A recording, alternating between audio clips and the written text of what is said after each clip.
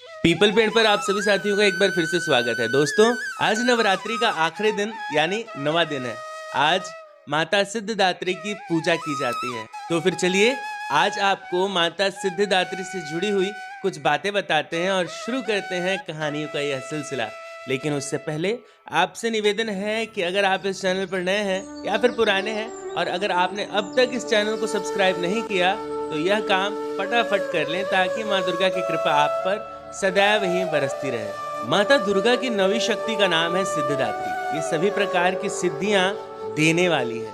नवरात्रि पूजन के 9वें दिन इनकी उपासना की जाती है। इस दिन शास्त्रीय विधि विधान और पूर्ण निष्ठा के साथ साधना करने वाले साधक को सभी सिद्धियां प्राप्त होती है। सृष्टि में कुछ भी उसके लिए अगम्य नहीं रह जाता है।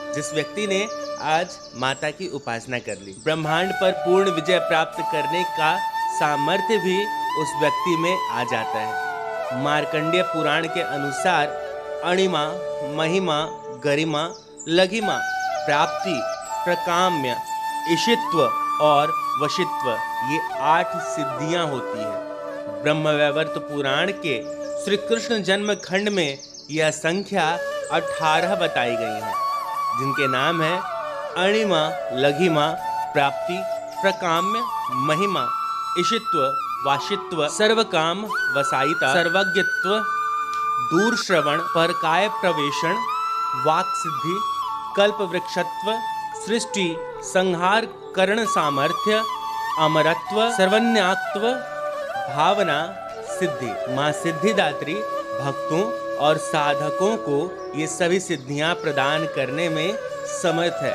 देवी पुराण के अनुसार भगवान शिव ने इनकी कृपा से ही इन सिद्धियों को प्राप्त किया था। इनकी अनुकंपा से ही भगवान शिव का आधा शरीर देवी का हुआ था। इसी कारण वे लोक में अर्धनारीश्वर नाम से प्रसिद्ध हुए। माँ सिद्धिदात्री 4 भुजाओं वाली है। इनका वाहन सिंह है। ये कमल पुष्प पर आसीन है। इनकी दाहिनी तरफ नीचे वाले हाथ में कमल पुष्प है। प्रत्येक मनुष्य का यह कर्तव्य है कि वह माँ सिद्धिदात्री की कृपा प्राप्त करने का निरंतर प्रयत्न करे, उनकी आराधना की ओर अग्रसर हो। इनकी कृपा से अनंत दुख रूप संसार से निर्लिप्त रहकर सारे सुखों का भोग करता हुआ वह मोक्ष को प्राप्त कर सकता है। नवदुर्गाओं में माँ सिद्धिदात्री अंतिम है। अन्य 8 दुर्गाओं की पूजा उपासना शास्त्रीय विधि विधान के अनुसार करते हुए भक्त दुर्गा पूजा के 9वें दिन इनकी उपासना में प्रवृत्त होते हैं। इन सिद्धिदात्री माँ की उपासना पूर्ण कर लेने के बाद भक्तों और साधकों की लौकिक पारलौकिक सभी प्रकार की कामनाओं की पूर्ति हो जाती है। सिद्धिदात्री माँ की कृपा मात्र भक्त के भीतर कोई ऐसी कामना शेष नहीं बचती जिसे वह पूर्ण करना चाहे। वह सभी सांसारिक इच्छाओं, आवश्यकताओं और स्पृहाओं से ऊपर उठकर मानसिक रूप से माता भगवती के दिव्य लोकों में विचरण करता हुआ उनकी कृपा रस पीयूष का निरंतर पान करता हुआ विषय भोग शून्य को जाता है। माँ भगवती का परम सानिध्य ही उसका सर्वस्व हो जाता है। इस परम पद को पाने के बाद उसे अन्य किसी वस्तु की आवश्यकता ही नहीं रह जाती। तो दोस्तों, यह थी माता सिद्धिदात्री से जुड़ी कुछ जानकारियां। हम यह कामना करते हैं कि माता सिद्धिदात्री नवरात्रि के 9वें दिन जाते जाते आप सभी पर कृपा बरसाते हुए जाए। वीडियो अगर आपको अच्छी लगी हो तो अपने दोस्तों, मित्रों और परिजनों के साथ इसे साझा करें।